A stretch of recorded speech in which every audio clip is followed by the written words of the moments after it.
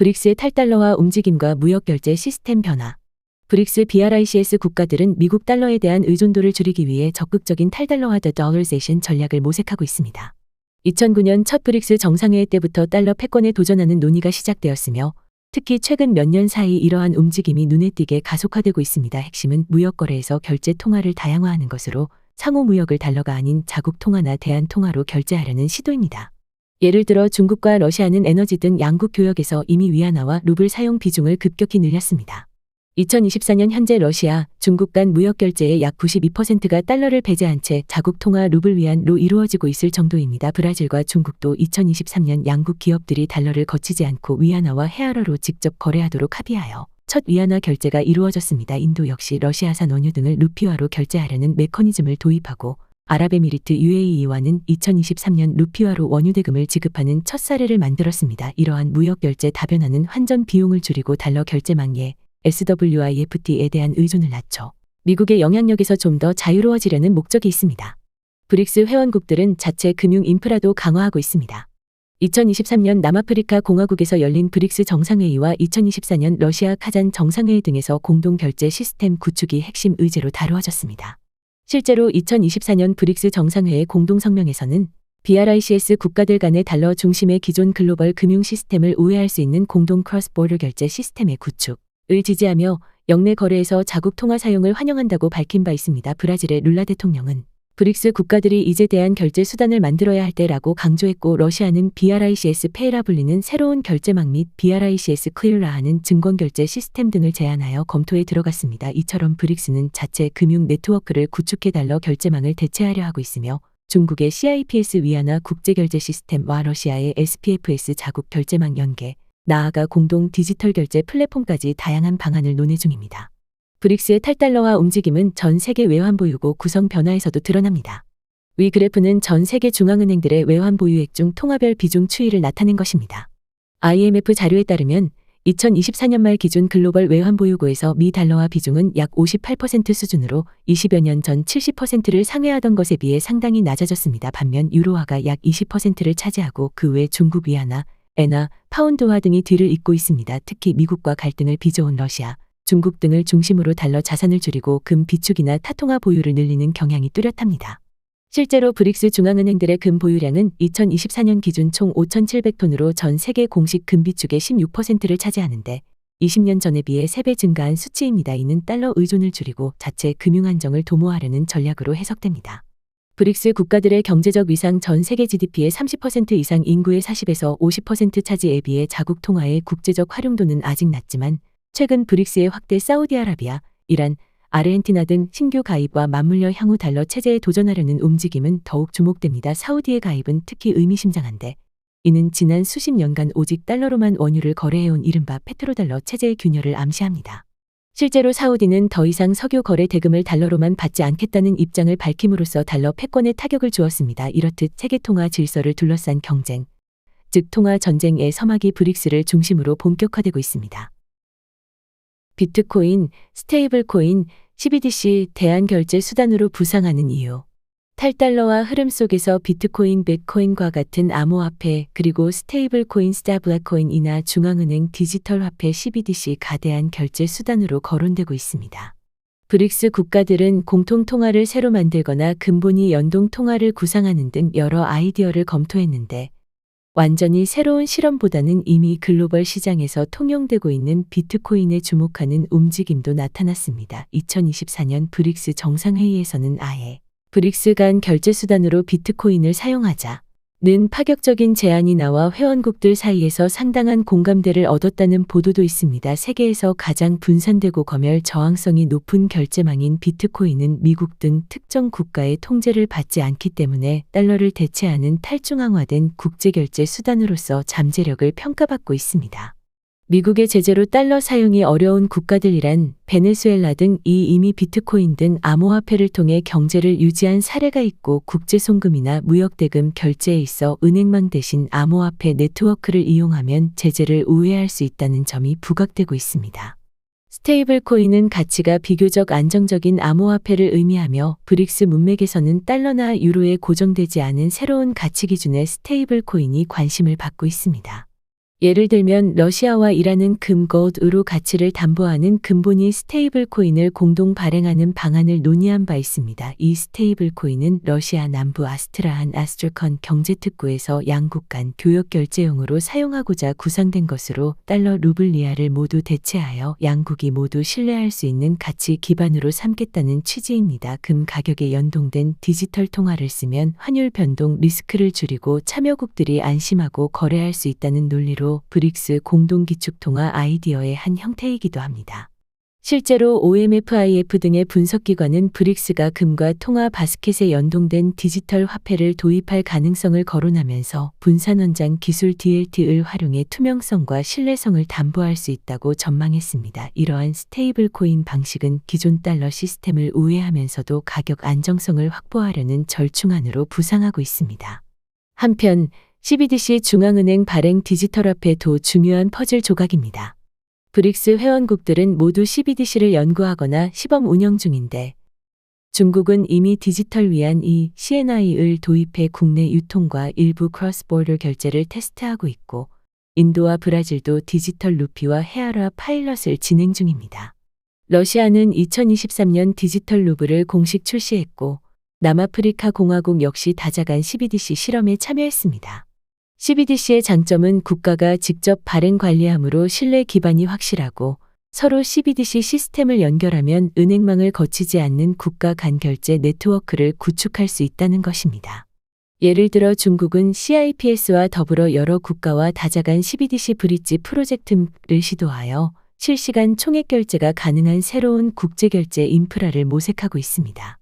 브릭스 차원에서도 향후 각국의 CBDC를 상호 호환성 있게 만들어 결제에 활용하는 방안이 거론됩니다. 이는 달러를 거치지 않고도 중앙은행 간에 직접 디지털 통화로 정산할 수 있음을 의미하므로 달러 패권을 약화시킬 잠재적 경로로 평가됩니다. 요컨대 브릭스는 달러 대안으로 자국 통화 직접 결제, 비트코인 등 암호화폐 활용, 스테이블 코인 특히 금, 자산담보형 개발, CBDC 연계를 통한 독자 결제망 구축 등 다각도의 전략을 병행하고 있습니다.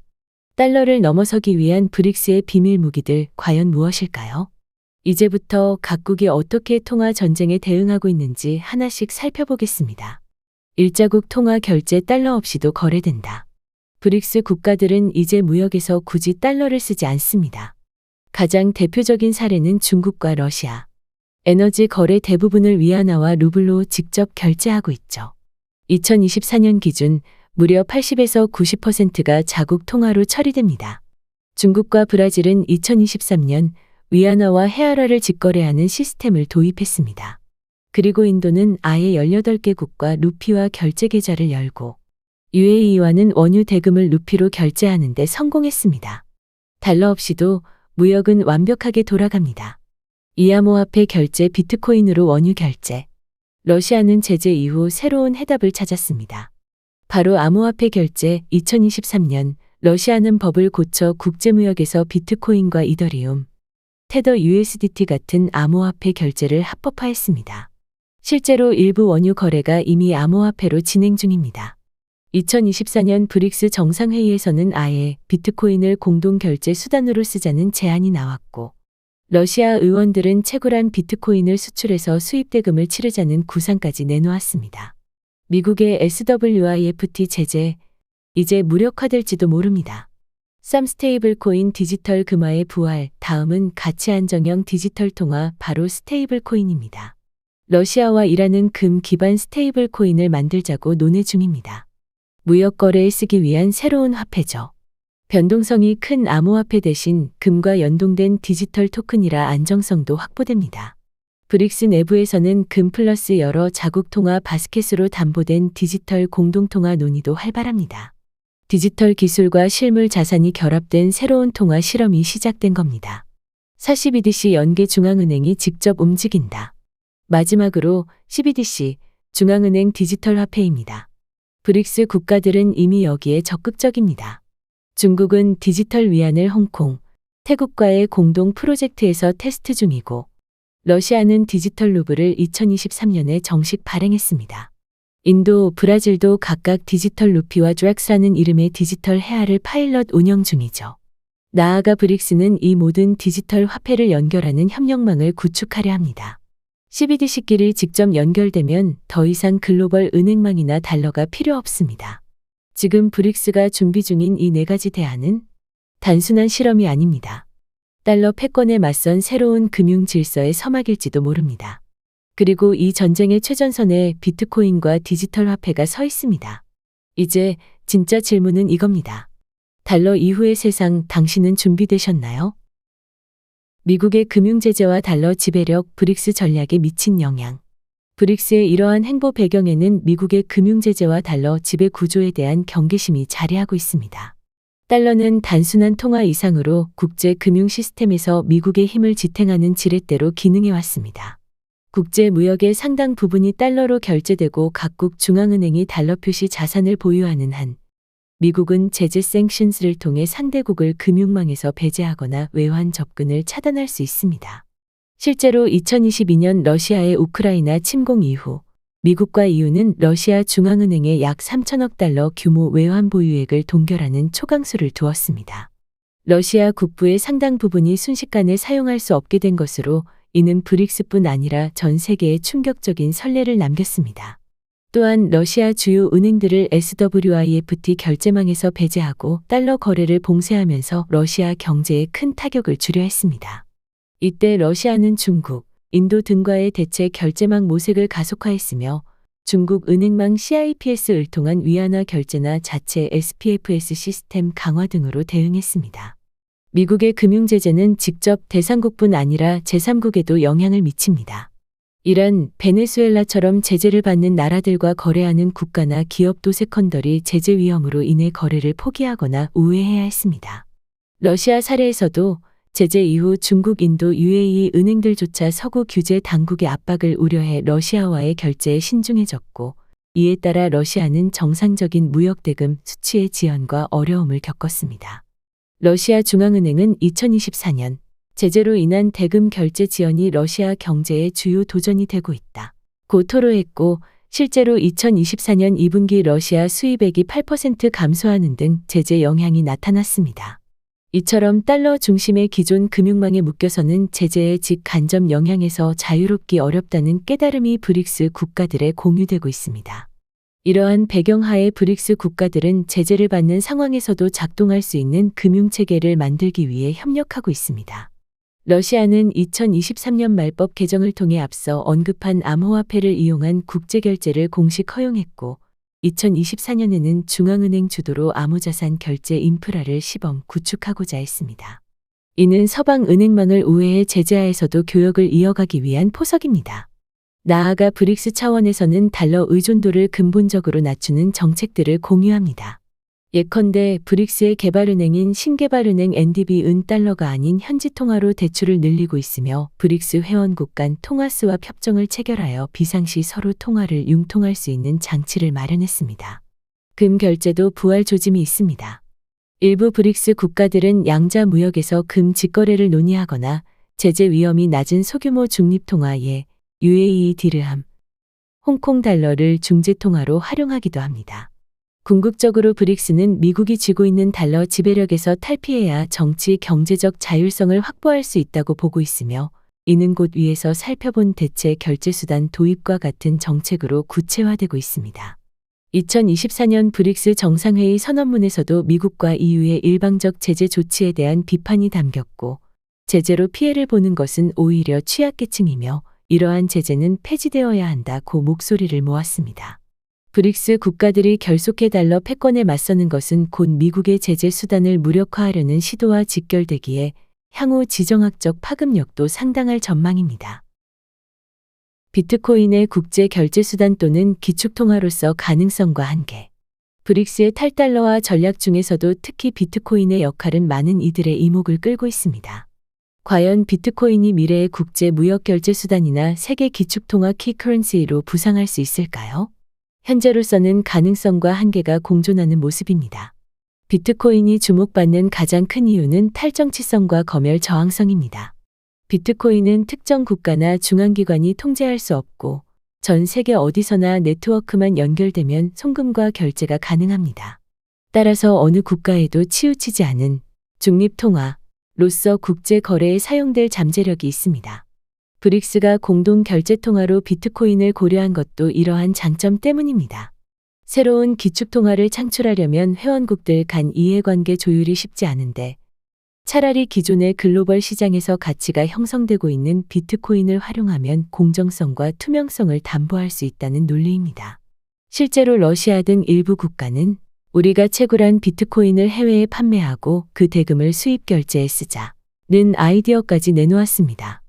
이는 제재로 외환이 부족한 상황에서 비트코인 자체를 하나의 수출 상품이자 결제 수단으로 이용하겠다는 창의적인 발상입니다.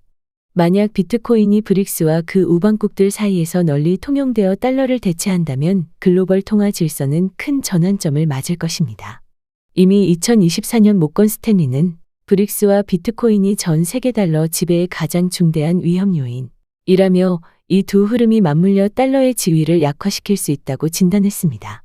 그러나 비트코인이 곧바로 기축통화 역할을 하기에는 많은 한계도 존재합니다. 첫째로 가격 변동성 문제가 큽니다. 비트코인은 디지털 자산으로서 투기적 수요에 따라 가격이 급등락하는데 연간 수십 %의 변동이 일상인 자산을 무역 결제의 기준으로 삼기는 어려움이 있습니다.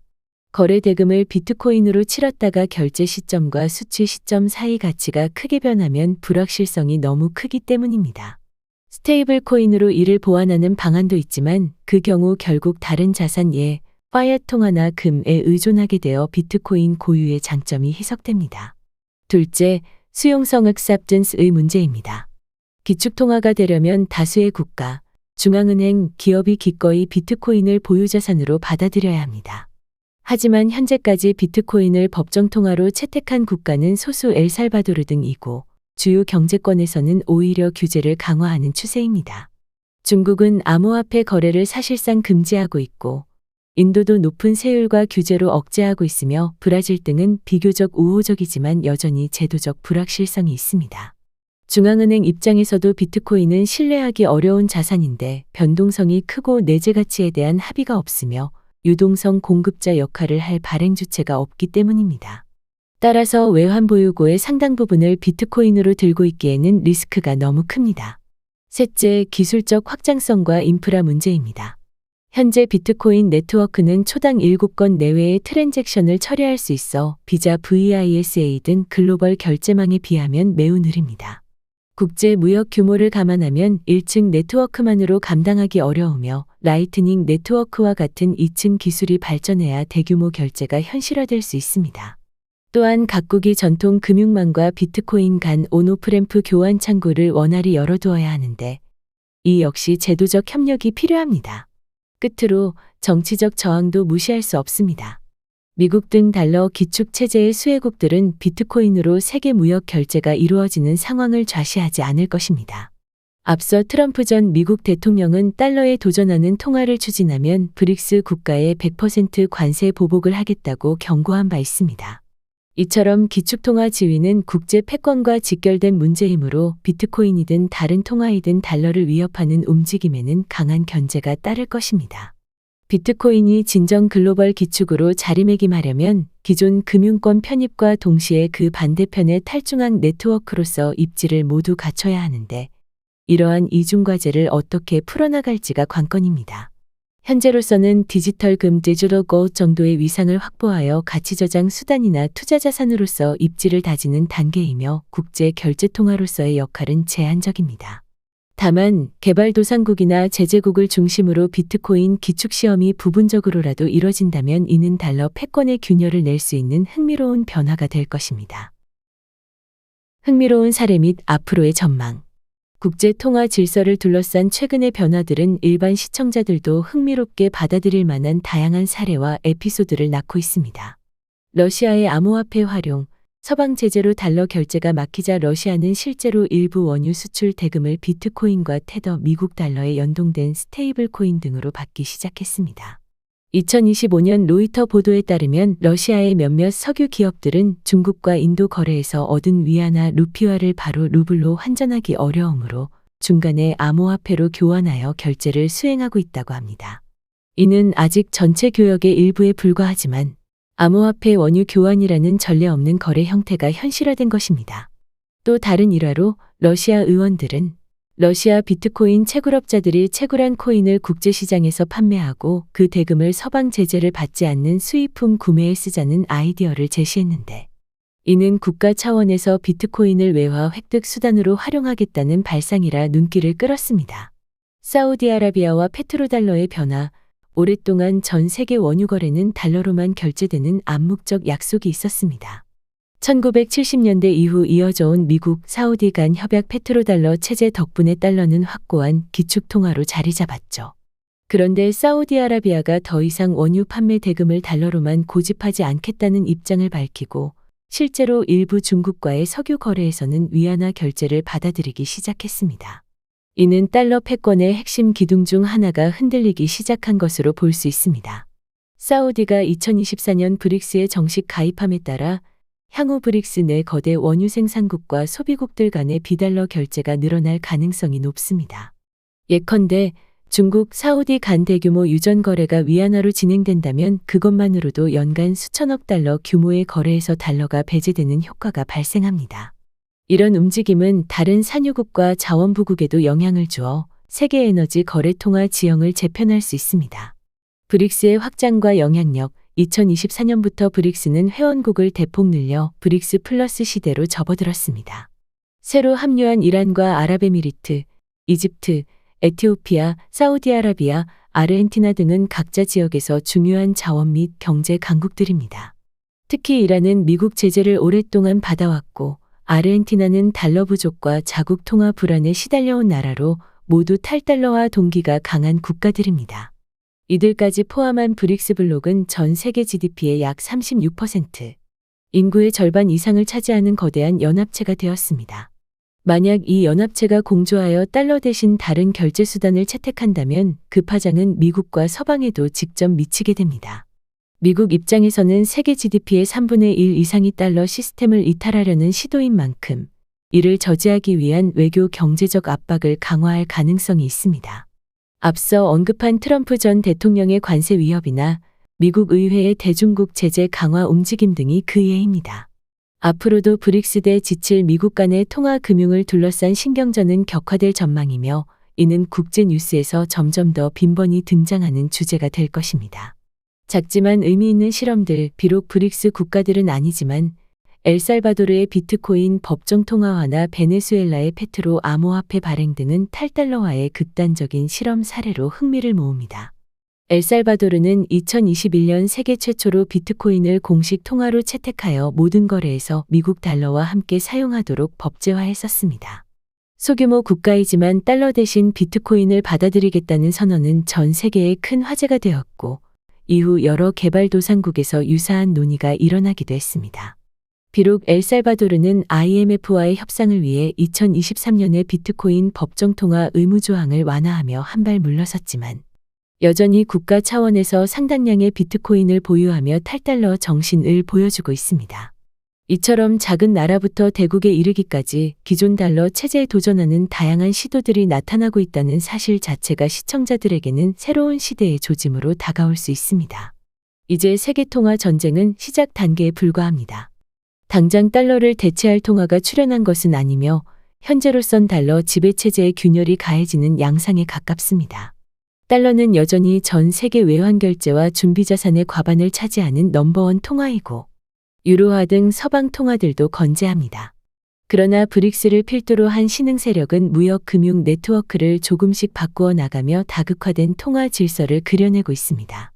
향후 5년, 10년간 비트코인이나 새로운 브릭스 공용화폐가 얼마나 영향력을 얻을지는 미지수지만, 적어도 달러의 독주 체제에는 제동이 걸렸다는 점은 분명해 보입니다.